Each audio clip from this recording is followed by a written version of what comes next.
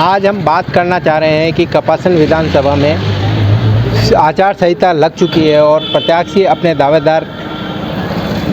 आम जनता से मिलने का प्रयास कर रहे हैं, मतदाताओं को लुभाने का प्रयास कर रहे हैं। आज कपासन विधानसभा में करीबन 40 लोगों ने अपने आवेदन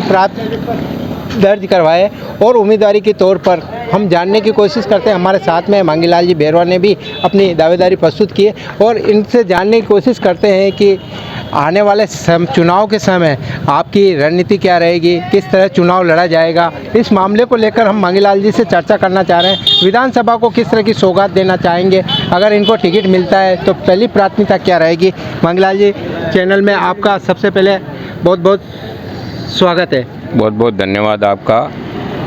मैं विधानसभा क्षेत्र कपासन से कांग्रेस पार्टी से दावेदारी कर रहा हूं और कांग्रेस पार्टी ने कपासन में और राजस्थान में माननीय गहलोत साहब के नेतृत्व में अच्छा काम किया है और जहां तक मेरी जो धारणाएं हैं और मेरी जो रणनीति है, विधानसभा क्षेत्र कपासन आर्थिक रूप से पिछड़ा हुआ क्षेत्र है, उसमें ऐसा कोई औद्योगिक स्रोत नहीं है और बहुत ही इंटीरियर एरिया है। तो अगर कांग्रेस पार्टी मुझे उम्मीदवार बनाती है तो मेरी प्राथमिकता ये रहेगी कि भोपाल सागर क्षेत्र में जो शुगर मिल वर्षों से बंद पड़ी हुई है उसको वापस चालू कराने का पूरा प्रयास करेंगे।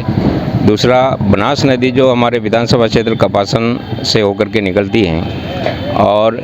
कपासन के जो तालाब है, जैसे भोपाल सागर है, कपासन है, डिंडोली है, धमाना है, जासमा के जो तालाब हैं वो खाली पड़े हुए हैं क्योंकि बरसात की कमी के कारण। लेकिन बनास नदी ओवरफ्लो हो रही है और मातृकुंडा बांध बना हुआ है और मातृकुंडा बांध भी ओवरफ्लो हुआ है। तो हमारी ये प्राथमिकता रहेगी कि मातृकुंडा बांध से जो फीडर निकाल करके कपासन के तालाब, भोपाल सागर के तालाब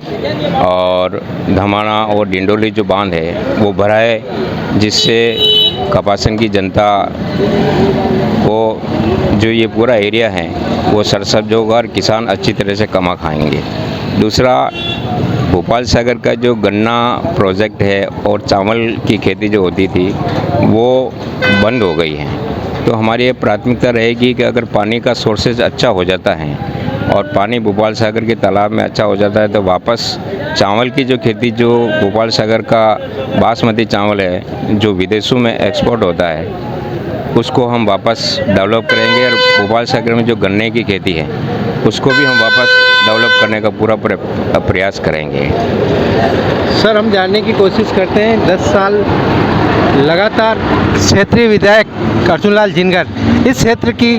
क्या कमी पेशी रखी जिसके कारण अर्जुनलाल जी जिनगर हमारे कपासन विधानसभा क्षेत्र में लगातार 2 बार जीते हैं, लेकिन उन्होंने ऐसा कोई विकास कार्य नहीं कराया, ऐसा कोई विकास की कोई सौगात नहीं, ऐसा कोई प्रोजेक्ट वो बड़ा लेकर के नहीं आए जिससे युवाओं को रोज़गार मिले या ऐसा कोई विकास होए। इवन देन अर्जुनलाल जी जिनगर का जो गृह गांव है रासमी, उसकी सड़कें भी टूटी फूटी हैं और वो सड़कें भी सही ढंग से, उनके घर पे जाने की खुद की सड़क भी टूटी फूटी है और बारिश में पानी भरा रहता है। तो अर्जुनलाल जी जिनगर ने ऐसा कोई कपासन विधानसभा क्षेत्र के लिए ऐसा कोई काम किया नहीं है, ऐसा कोई बड़ा प्रोजेक्ट लाया नहीं, इसलिए उनके लिए ये नहीं कह सकते हैं कि कपासन में कोई विकास कराया हो। विकास के नाम पर कुछ नहीं किया उन्होंने। सर, बात की जाए कि ये कपासन विधानसभा मातृकुंडिया कारोई से लगाकर सांवरिया सेठ, दीवान दरगाह, आवरी माता, बदेश्वर भैरू जी, इस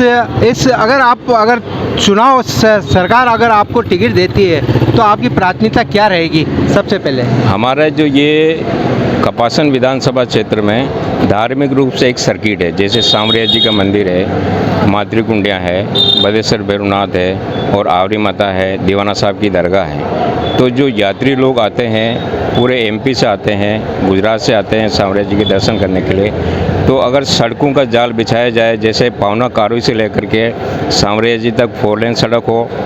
और वापस नाथद्वारा से लेकर के सांवरिया जी तक पहुंचने के लिए 4 लेन सड़क हो, तो उससे जो यात्री लोग आते हैं उनके आने जाने के लिए भी सुगम रहेगा और उससे जो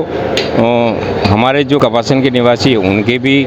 रोज़गार के साधन बढ़ेंगे। छोटे मोटे जो धंधे हैं, जो व्यापारी लोग हैं,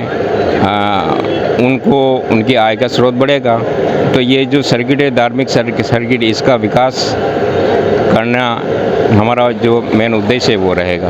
सर, बात की जा सकती है कि राजस्थान सरकार, यशस्वी मुख्यमंत्री ने जो कल्याणकारी योजनाएं लागू की, उस योजना के कितनी योजना लागू की है, जनता को किस तरह का बेनिफिट मिला है, क्या है इस मामले को लेकर आपका क्या कहना है? माननीय गहलोत साहब के नेतृत्व में 5 साल तक राजस्थान सरकार ने बहुत अच्छा काम किया है और लोक कल्याणकारी योजनाएं माननीय गहलोत साहब के द्वारा लागू की गई है, जिसमें मुख्य रूप से चिरंजीवी योजना है, जिसमें 25 लाख तक का इलाज फ्री है, 10 लाख तक का बीमा है और महिलाओं के लिए बस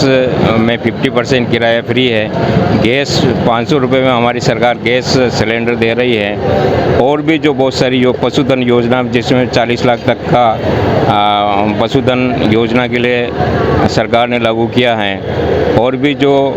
स्थानीय तौर पर माननीय गहलोत साहब अभी आए थे और उसमें घोषणा की है, जिसमें हमारे कपासन में एडीजे कोर्ट खोली गई है और उसके बाद जो गर्ल्स कॉलेज हैं, कन्या महाविद्यालय, उसकी घोषणा की है। तो गहलोत साहब ने बहुत अच्छा काम किया और हमारी सरकार वापस जीतेगी और रिपीट होगी और वापस सरकार बनेगी। सर, बात करते हैं हम कपासन विधानसभा के अंदर जिस तरह लोगों का सरकार के प्रति जो रवैया सामने देखने को मिल रहा है, क्योंकि इस बार जनता पूर्व एमएलए जो वर्तमान में अर्जुनलाल जिनकर, जिसकी कोई उपलब्धि हो तो बताइए। अर्जुनलाल जी जिनकर की ऐसी कोई उपलब्धि नहीं है। 10 साल तक एमएलए रहे यहाँ से, कपासन से। उससे पहले जो विधानसभा रासमी थी, रासमी से भी वो एमएलए रहे, लेकिन ऐसा कोई बड़ी सौगात या बड़ा